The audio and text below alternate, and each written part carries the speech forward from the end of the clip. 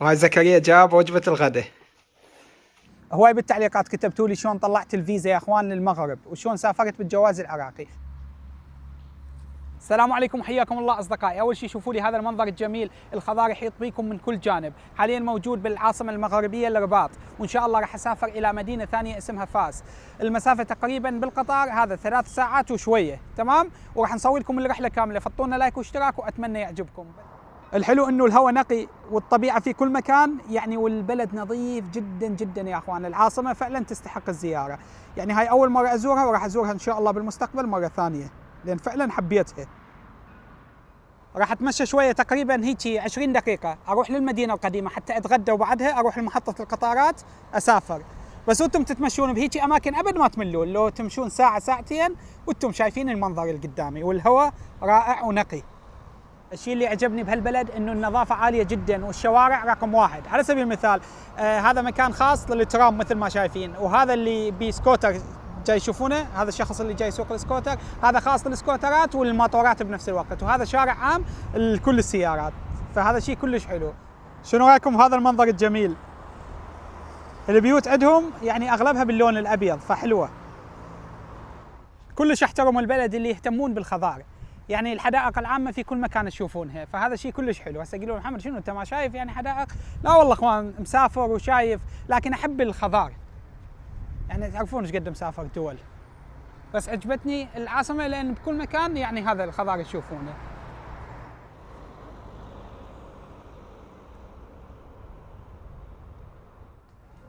هاي الشجرة السحرية تقولون شنو هاي يعني؟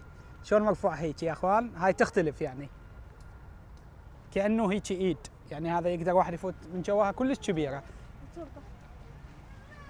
صورتها لكم بالفيديو الماضي.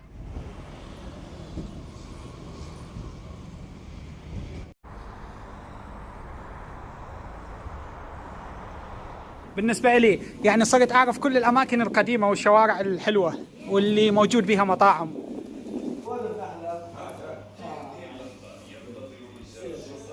هاي بعد ما رحت للمدينة القديمة أكلت طاجن، الطعم مالته كلش طيب. هنا يسوونه بطريقة عالمية، هو الدجاج بس يقدمونه بأكثر من طريقة، بالزبيب بالخضار بكل شيء، فالطعم تحسونه هيك مميز. فبالصدفة شفت هذا البيت الحلو ما أعرف شنو هو، صورته وباقي تقريبا 600 متر عن محطة القطارات، راح نتمشى لها.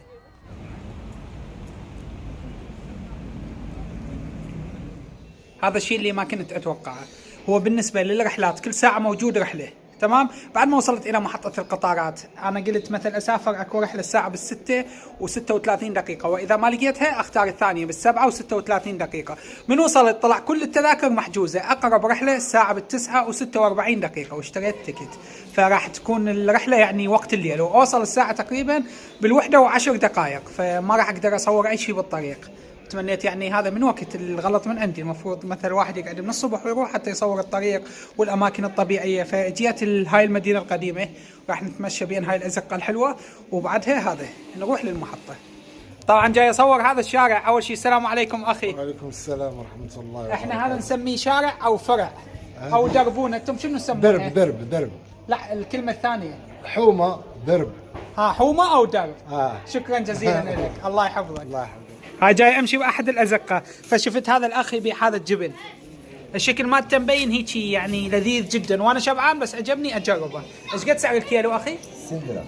60 درهم بس هيك. ممكن نشوف هاي بدون امر عليك؟ حتى الريحه طيبه. اي ممكن تعطيني ب10 دراهم؟ مبين كلش طيب. راح اخذ قطعه من الخبز، هذا من اجمل الخبز اللي ممكن تجربونه بالعالم، صحي، وناكل وياه جبن بالقطار. حي على الفلاح،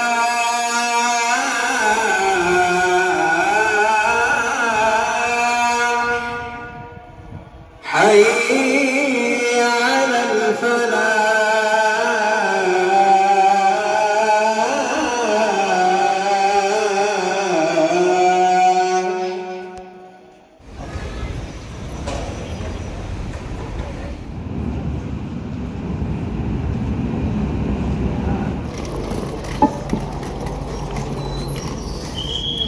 عربة 23.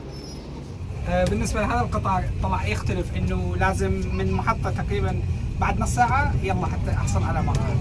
شوف اثبت لي هات لي هاي بعد ما وصل للمنطقه اسمها القنيطره مو صحيح؟ اي فيقدر هسه واحد يقعد بالمقعد مالته موجود. هاي وين هذا مو المقعد وانت تشير بيدك يعني. هذا الحمام بس مخلي فيه جنب. القطار يختلف عن اللي اجيت فيه من الدار البيضاء الى هذا الى قنيطره الى الرباط. لا مو جيت استخدمت القطار قبله. اي اوكي. بس حلوه هنا القعده ويا الشباب ونسولف وهاي احلى من المقعد يعني واحد هناك هيك عند كل شيء ما يسوي يعني هيك مثل الصنم. ليش نقول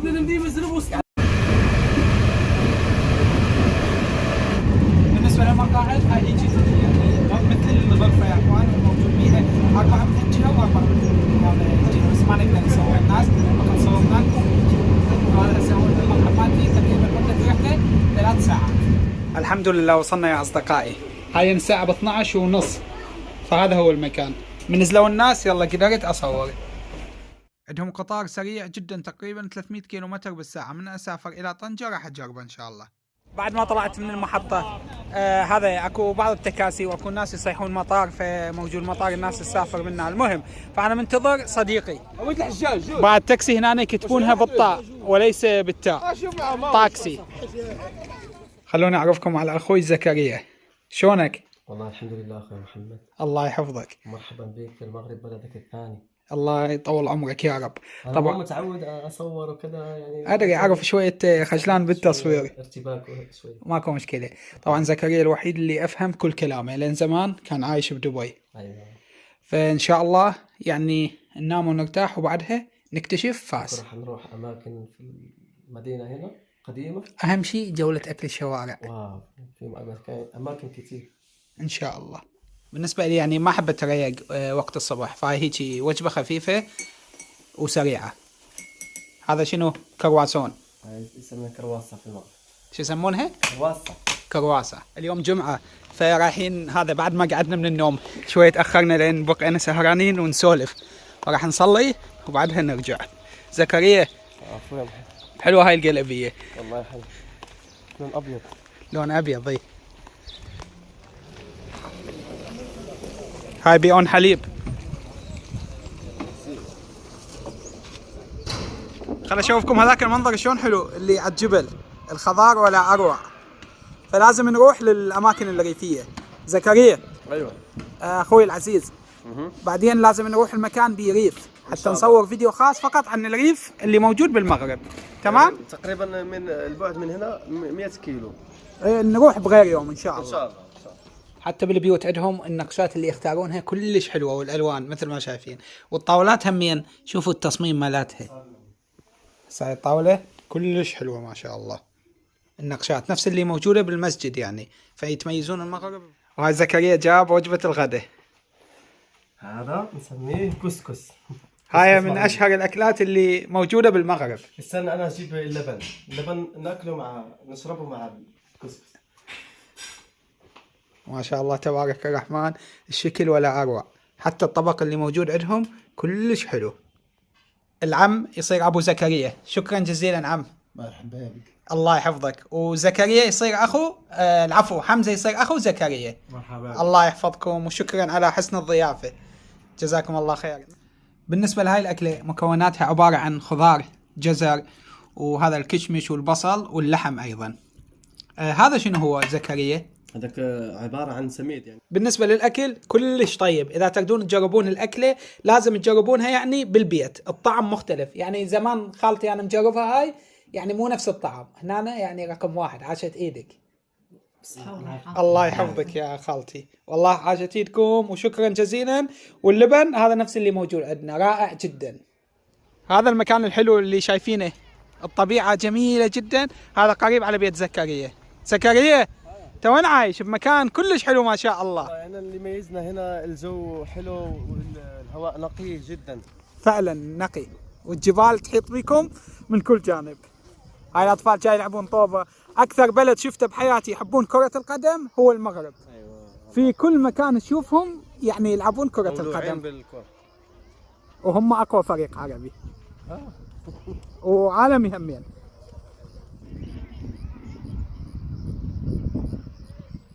اخوي زكريا شنو أيوه. قلت لي هاي شنو نستفاد من عندها؟ هذه يعملوها في الحليب، بيصير يعني الحليب خاتر، يعني زي الزبادي. فهمت؟ هاي هي يعني هاي الثمره بيصير خاتر يعني زي الجبن كذا. ايوه. بس يعني بس حليب تفوره وتخلي هاي. لكن مو كل الناس يعرفون ان احنا مثلا في منطقتنا في الباديه نعملوا لها كذا. انت عندك اماكن ثانيه يمكن يكون اشياء مختلفه. عندك خبره بالفلاحه. ايوه. بالنسبة لهذا الفيديو راح يكون هيك بسيط، يعني ما نصور لكم هواي اشياء، تمام؟ يعني فيديو ثاني راح نصور لكم كامل التفاصيل عن هاي المدينة، نزور الاسواق، نزور المدن القديمة، اكو عندهم تاريخ يعني كلش عريق بهاي المدينة، وهمين نصور جولة اكل الشوارع.